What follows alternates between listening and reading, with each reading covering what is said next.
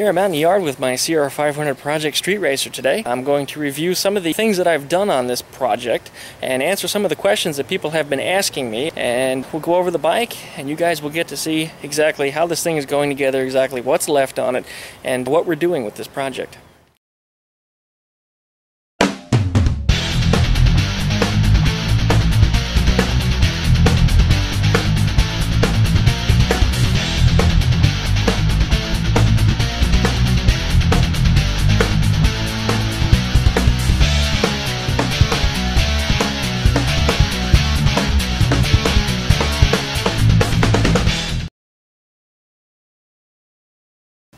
Okay, there it is, the CR500 Street Racer project.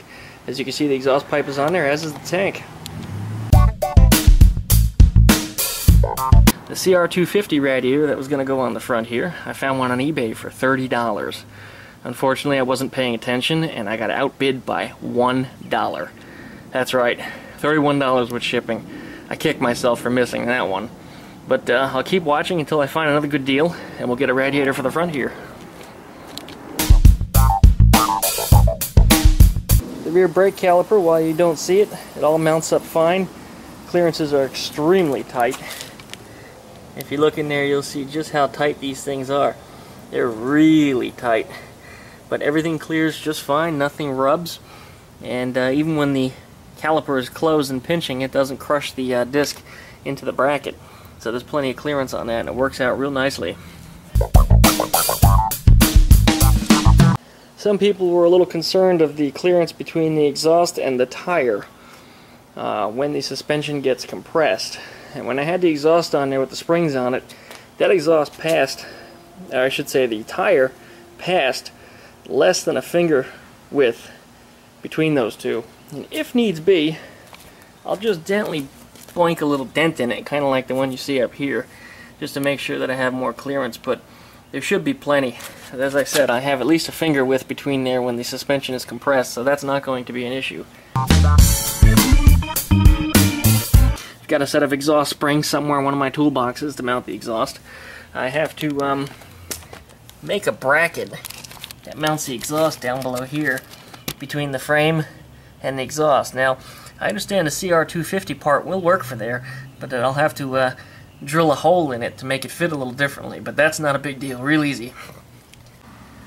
Up under here, I have to come up with some type of exhaust bracket. I haven't figured out how I wanted to do that yet, but that is something up and coming in the near future.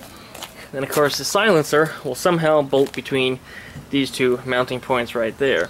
I'll probably have to build a custom mounting bracket, or even have one of these cut off and have it lengthened, or have something changed in here. Again, I haven't figured out what yet or how I'm going to do it, and I won't be able to do that until I have an exhaust can for this machine. One of the things I got to do is I got to put that chain back on. That's not a big deal. I got to reinstall the front sprocket, stretch it over there, and then just simply tighten it on up. No big deal whatsoever. The tank does have a little problem though. When I was melting it to reform it, to make sure that it clears the CR500 head stay, which is right there. This is the head stay, and then here's where it needs to mount to the frame. It kind of has an offset bracket that I've made up for it. I don't have it here though, but we'll make sure that I show that to you later.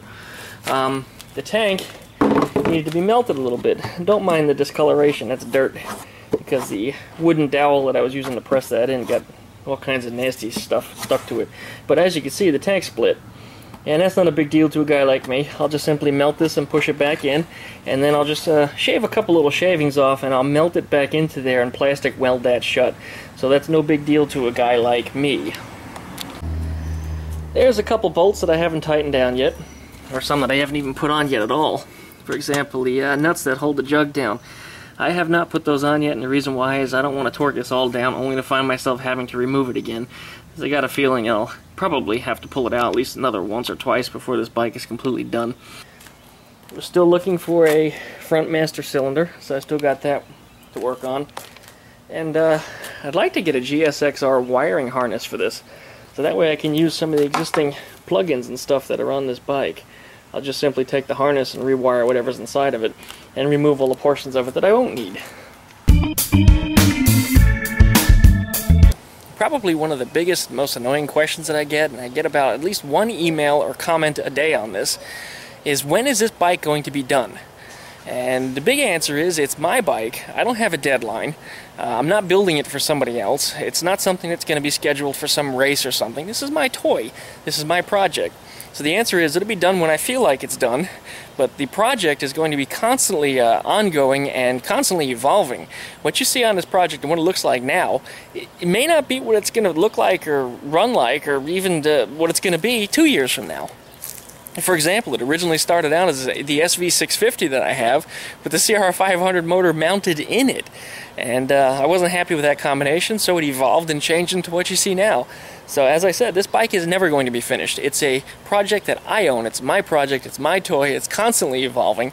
And until I feel that it's done, or until I feel like I've thrown enough money into it, is when it's going to be finished. So until then, keep watching the videos. And always when I'm trying to record a video, either the phone rings, or somebody calls out to me, or somebody pulls up in the driveway, or some other crap. But my neighbor just invited me over for a beer, so that screwed up my video.